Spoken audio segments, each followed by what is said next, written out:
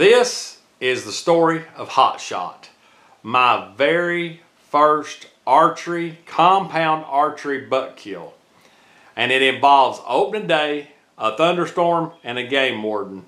And there's a lot to this story. So we're gonna start from the beginning. So this is September, the opening day of bow. Now I had hunted with a crossbow for about 6 or 7 years, and I'd had some success. But my cousin Darryl and Ed had got me into bow hunting. And I got me a Featherlight Mathews and shot for a while. Then I went to a Z-Max, I think, for a little while. And then I ended up buying a brand new Hoyt Alpha Max 32. Loved that bow. Killed, I don't know, 13, 14 deer. My little cousin Harley, he still hunts with it this day. But anyway, this is a cloudy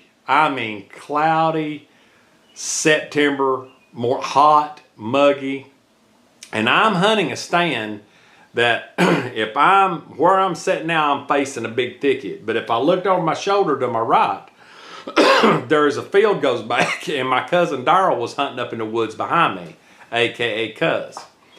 So get up, we both walk in, get set up. And about 45 minutes after daylight, I turn around and here is a dandy buck. I mean, a big old buck. Walking right down the top of that field, headed right into Darryl. So I'm automatically getting a hold of him, telling him what's going on. Well, there's a 6 or 7 pointer that's with him. I think it's 7 pointers what Darryl killed. Well, they go into the woods, and then the buck I shot comes walking down the field too, going to the woods, the tree line I'm sitting in. Then he turns and starts coming towards me. Well, I'm right-handed. I would need to shoot this way. That buck is over here. Now, thinking back on this, it wasn't the smartest thing to do. Of course, I was a whole lot younger. I didn't wear glasses. I was nowhere near as big as I am now. But I opted to get up real quick. This stand's way up, aluminum stand way up in there, and turn around and find my spot for that deer to walk by. But in order to shoot him, I had to get my tippy toes almost out. The arch of my foot was on the front of the bottom part of that lock on. So I had to my heels was hanging off. I had to draw, because where he was standing, I wasn't going to get another shot. He took about 2 steps, man, and I let her rip. And I remember I was using a really this bow was 65 pounds and pretty quiet. But I was using, the spine was way too weak on this arrow, but it had a ton of kinetic energy. I was using a 2-blade Rage. They were at their most popular time at that time. And I mean, this thing just wreaked havoc as it went through the deer.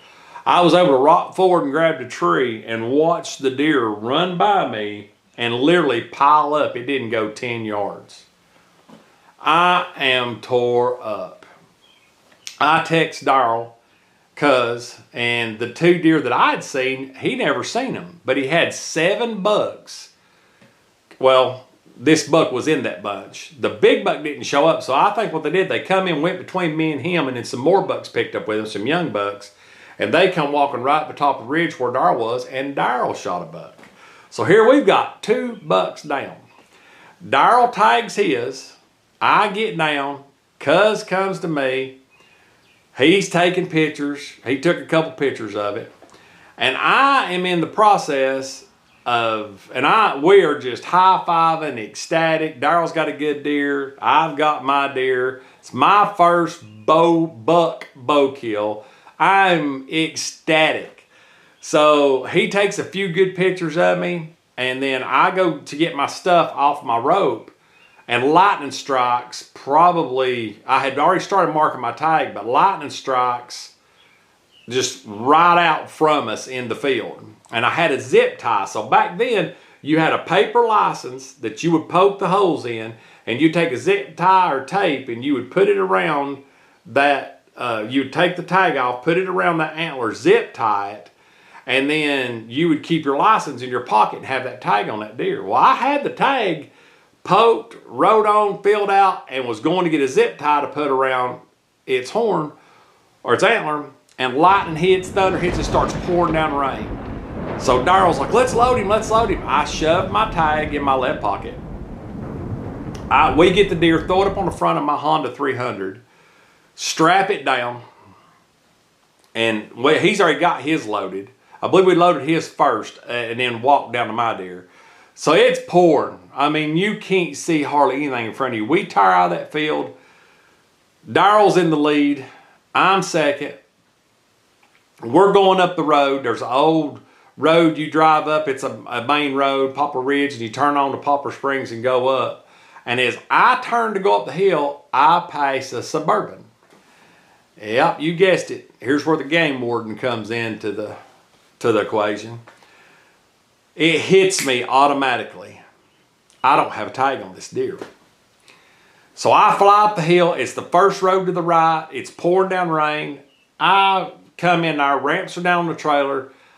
I'm thinking if I jump this thing on the trailer, get it on the trailer now, because Daryl just pulled over on the other side at Ed's house, and I can get that tag out and zip tie it. So I get stopped, shut it off, reach in my pocket. Game warden comes sliding in. He said, stop what you're doing. Stay right there.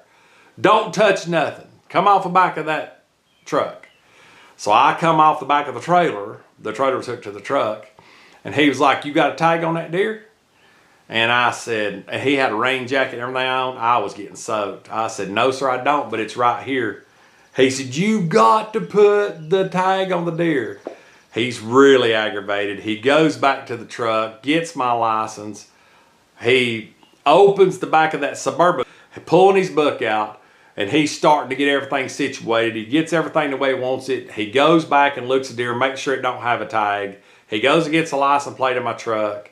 And he's like, I can take your trailer, your four-wheeler, everything that deer's attached to, including your truck and your boat. I can wipe you out right here because you illegally did not tag that deer.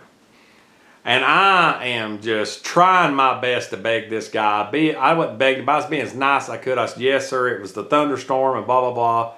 And he's over there getting everything ready. And he asked me, where do I live? And I told him my address.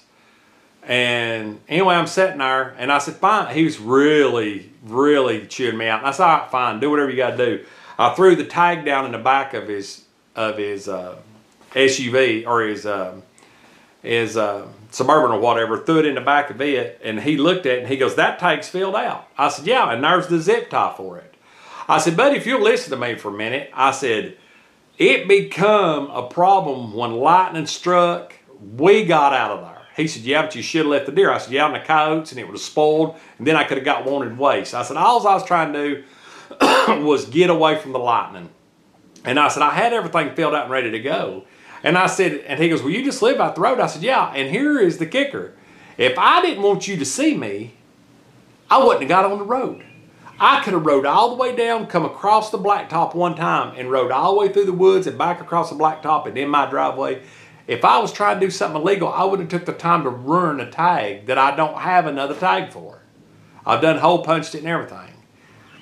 He turns and looks at me and grins, and he said, that's probably the most honest answer that I've ever heard.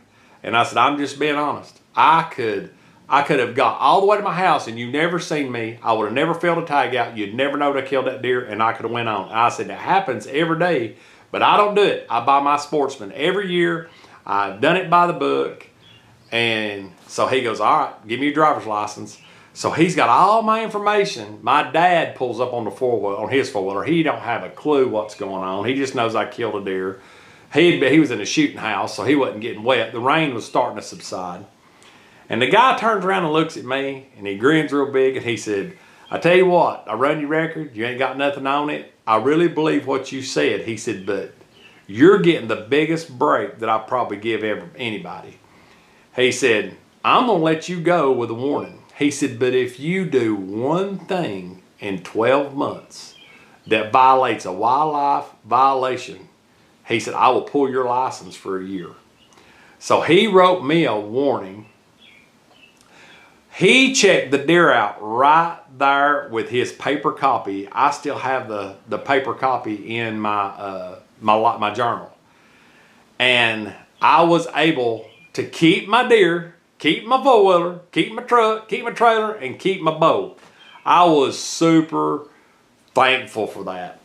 So he goes on, everybody gets a good life, starts ribbing me. Now remember, he did go check Darryl too, but Darryl's was tagged and good and it was all ready to go. I was the one that was illegal. So we end up coming out here. I didn't have this big shed I'm in now or the process shed, which is directly behind me, behind this door. I had the little bitty old shed that I've told y'all stories about, the little bitty red shed.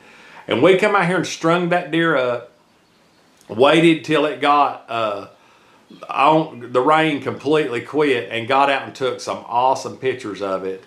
And the kids got involved, Amber, Garrett, everybody was out here. You know, people were coming looking at the deer. You'll see in the pictures, he's not a monster, but to me, that was my first bow kill.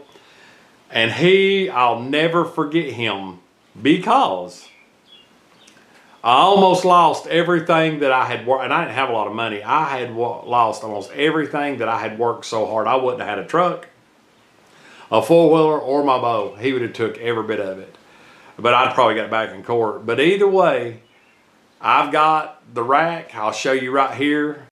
That buck right there is Hot Shot. And that's the arrow that I shot him with. I still have it. This is 2026. And I shot him in 2009. And no, he ain't got a whole lot of points. He had pretty good mass, chocolate horn at the bottom. But he's a really good 7-point. And I'm still to this day ecstatic. I was proud that was my first compound bow kill. I ended up just sculling him out. I didn't go all the way with him, but here's some pictures and stuff of the deer. But I hope you enjoyed this video. This is the video, or the story of Hot Shot, the game warden, and the thunderstorm. So I hope you enjoyed this video, and as always, God bless, and we'll see you on the next video. See ya.